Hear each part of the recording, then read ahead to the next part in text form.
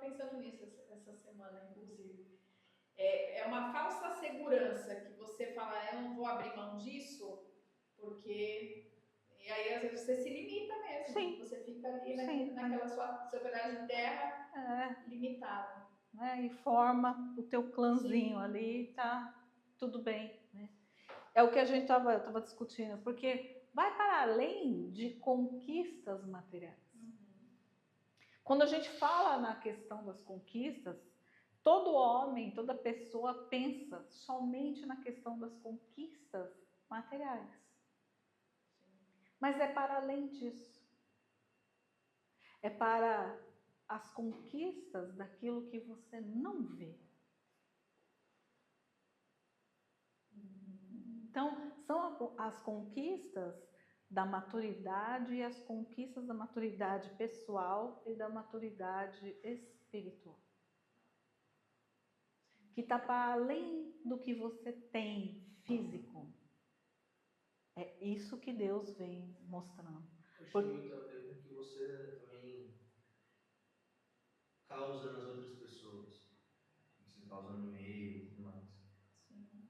Vocês sabem o que aconteceu e tudo mais, mas ontem, apesar de qualquer coisa, foi um dia muito, não dá pra dizer feliz, mas não sei dizer, mas acho que mais de 100 pessoas passaram por lá. Marcante, né? E aí tem desde amigos meus de infância e que falaram, pô, lembro dos momentos que eles viviam em casa, desde amigas dela, do trabalho, da Gaistreia em São Paulo, Hermelies, desde Rotary, pessoal que eu conheço também, um monte de gente. Então, assim, no fim, eu acho que é sobre o que você... Deixa. Tipo, como você impacta na vida dos outros. Exatamente. Também. Óbvio que na sua, mas como você deixa sua marca, o seu legado. É exatamente isso, é o seu nome. Né? Então, por exemplo, esses homens, quantos outros homens tiveram e passaram por todo esse período? Porque esses são importantes, porque fizeram a diferença. Se puseram na brecha, né? Fizeram a diferença e serviram, né, a Deus. Todos esses serviram muito. A Deus. Sem contar, assim, sem se preocupar com a própria vida. Sim. Hoje as pessoas, né, e a religião emprega isso, que para você ser de Deus, você tem que ser um religioso, ser um pastor, ser não sei o quê, então aí você se entrega a Deus e você e não é isso. Em momento algum na Bíblia se diz isso. Sim. Em momento algum. Eu te mandei um vídeo de um senhor que foi abordado na rua. Sim. Você chegou a ver? Acho que foi eu que te mandei. Não, foi eu. Foi você? Então a gente se lembrou. E ele fala isso, ele fala assim, a igreja, a religião, ela afasta, porque é uma tentativa do homem chegar a Deus. E não é isso, é o Deus que chega a ser. Sim. Né? E ele te escolhe para determinadas coisas, e assim, e você então tem o livre-arbítrio de dizer sim ou não. Você sabe que eu sou da predestinação. Você, por exemplo, Rafael, você é um cara escolhido para ouvir isso.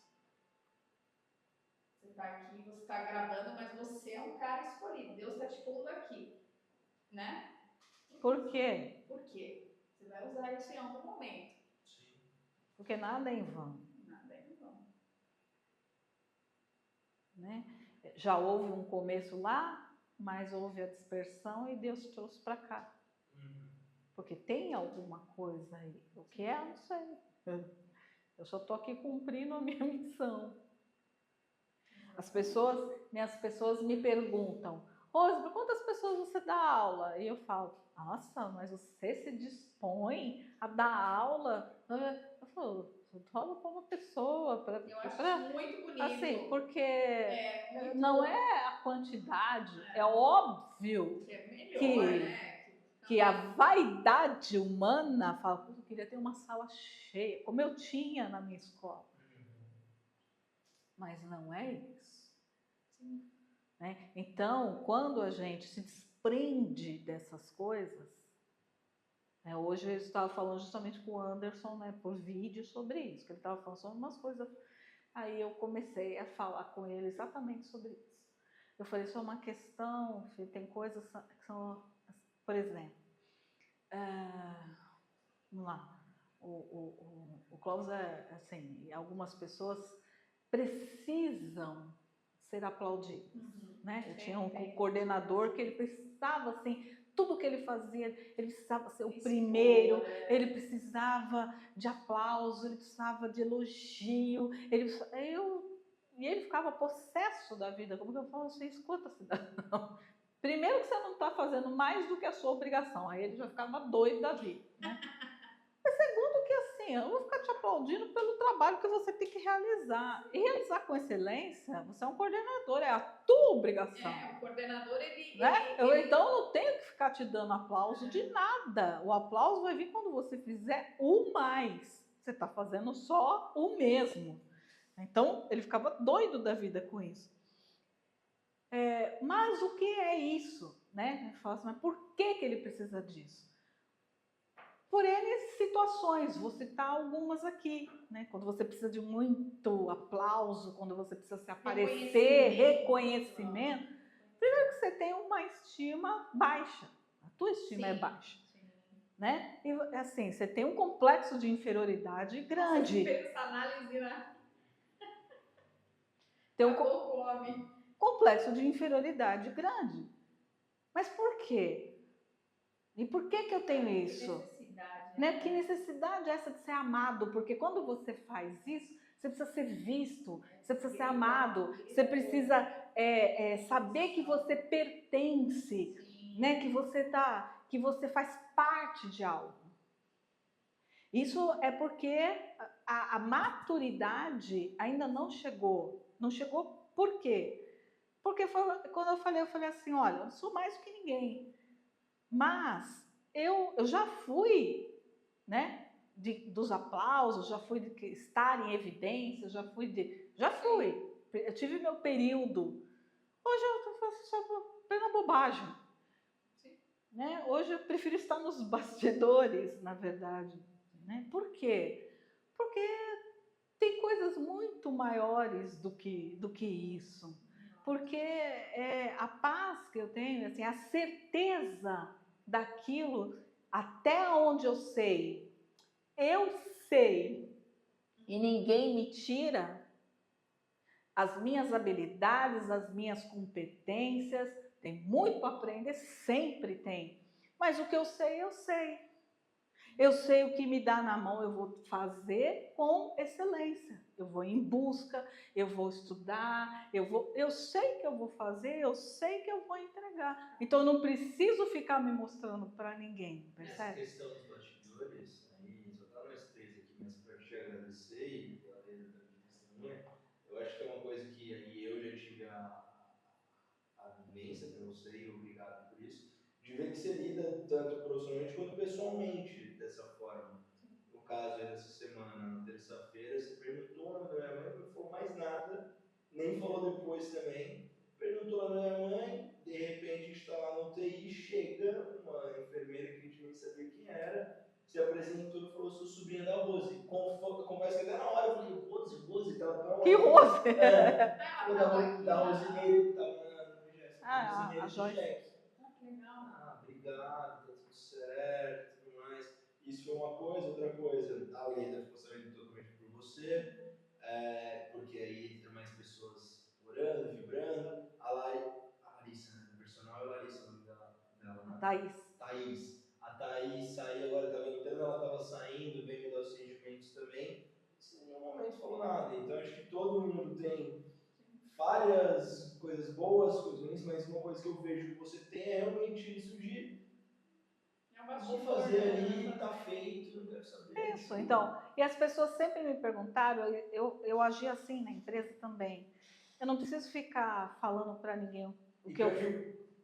Fala. Não, porque aí eu já me antecipando algo que você talvez vá falar. O meio corporativo já é tão contaminado que às vezes as pessoas que não fazem o próprio marketing, de eu que fiz, pô, obrigado, você gostou daquilo que eu fiz, não sei o quê, acaba, pelo sistema, acaba que fica ofuscado. Então, assim, eu nunca, sabe? Então, mobilei a casa de um funcionário. Quem ficou sabendo era só o coordenador.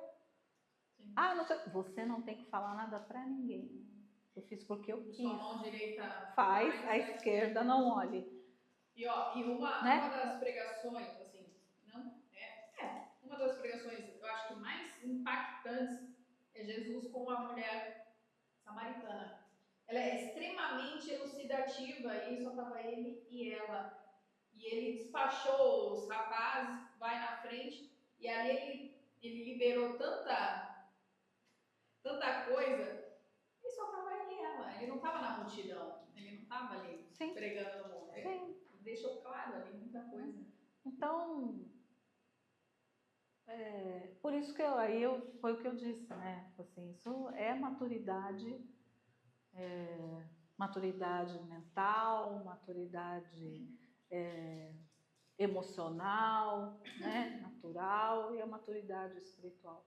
Quando você, por exemplo, mas você tem um apartamento muito bonito, você tem, não sei, foi uma conquista. Eu não preciso fazer voto de miséria para estar com Deus, até porque ele fala que ele é o dono do ouro e da prata, e que se eu crer nele, eu comerei o melhor dessa terra. E isso é uma coisa que eu vejo que a religião bloqueia. Mas quando eu entendi isso, eu saltei. Né? Quando eu entendi que eu não precisava ficar no voto de pobreza, eu dei um passo que eu não podia ter dado. Deus me sustenta até hoje nesse passo. Mas eu entendi, aquilo virou a chave. Eu falei, porque eu falei, não, peraí, né? Então, mas é com muita batalha, com muito trabalho, né? Dúvidas? Perguntas? Reflexões? O que se tira da aula de hoje?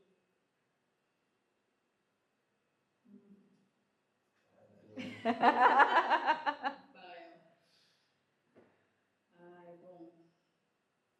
Da história de Josué, eu tive bastante coisa. Principalmente, assim, uma característica de Josué que eu vejo que é bem gritante é a confiança em Deus. Porque ele passou por todos os processos, né? Ele foi uma das pessoas que viram muita coisa, muita providência divina. Ele passou pela escravidão, ele passou por todas aquelas miraculosas providências divinas, 10 pragas. Ele andou com Moisés lado a lado ali no deserto. Ele confiou o tempo todo que Deus estando com eles venceriam. E essa é uma parte assim que eu realmente, por isso que eu falo, querido, ele e Caleb foram duas pessoas assim que foram meio que retiradas ali para o propósito mesmo de Deus. E passaram, né, a estar na brecha, assim como Moisés, para que a promessa tomasse o percurso dela, né, até um certo ponto ali, onde ele faz toda a divisão das 12 tribos, conforme eles foram, né, alcançando. E no final da vida ainda, ele consegue falar uma frase que eu acho incrível: eu e minha casa serviremos ao Senhor. E com isso ele fecha uma chave de ouro para mim. Ele para mim é um exemplo assim de confiança em Deus. Muito bom. A gente volta em alguns pontos aqui de Josué na próxima semana e depois entra em Juízes. Tá bom? Então, até a próxima aula. Nos vemos em breve.